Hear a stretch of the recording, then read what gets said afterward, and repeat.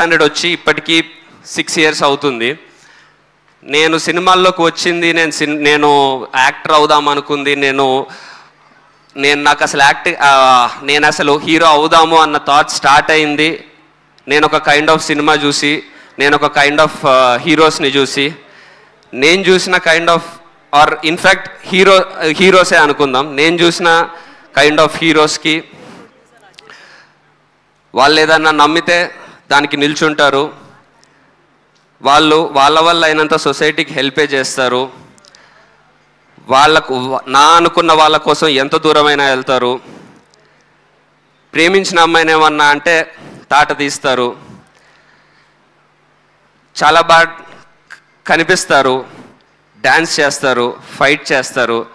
ఇలాంటి సినిమాలు చిన్నప్పుడు నేను చిరంజీవి గారు, రజనీకాంత్ గారు, వెంకటేష్ గారు, నాగార్జున గారు, ఇలా అందరి సినిమాలు నేను చిన్నప్పుడు టీవీలో నాది చూసి వాళ్ళలాగా అవ్వాలని, వాళ్ళ సినిమాలో ఎలాంటి విషయాలు అయితే చెప్తారో అలాగా నేను బతకాలని, వాళ్ళ డైలాగ్స్ విని నేను అలాంటి బిహేవియర్తోనే ఉండాలని ఫీల్ అయ్యాను.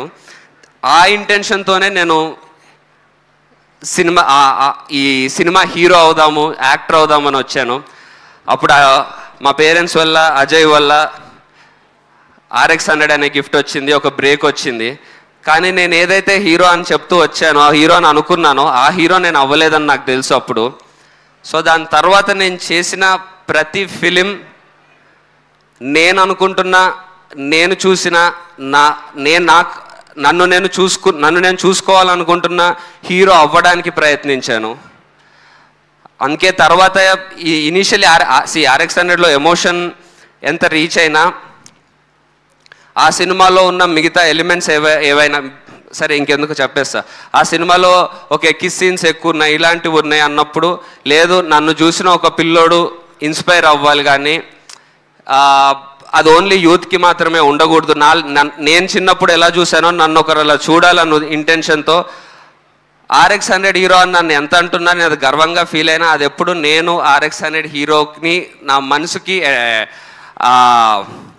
నేను అడాప్ట్ చేసుకోలేదు దాన్ని. ఓకే వెరీ గుడ్, దీని నుంచి మనం ఏం చేయగలుగుతామని నేను చెప్పి దానికి మార్చుకోవడానికి ట్రై చేశాను. నేను చూసిన హీరోస్ లాగా నేను చేయాలి అని ఆ డైరెక్షన్లో మార్చుకోవడానికి ట్రై చేశాను. అందులో ఆబ్వియస్లీ అనుకున్నట్టు చాలా వరకు వర్క్ అవ్వలేదు. కానీ నేను నమ్ముకున్న, నేను అవుదామనుకున్న, నేను చూసిన సినిమానే చేద్దామనే దానికే స్టిక్ అయి ఉన్నాను. ఎందుకంటే నాకు అది తప్పితే వేరేలాగా చేయడం రాదు, అది అవుదామనే వచ్చాను కాబట్టి.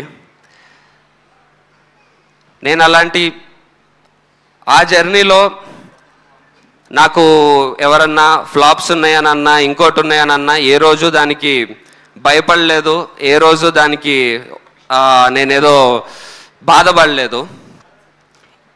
బట్ నేను అది చేస్తున్న ప్రాసెస్లో నాకు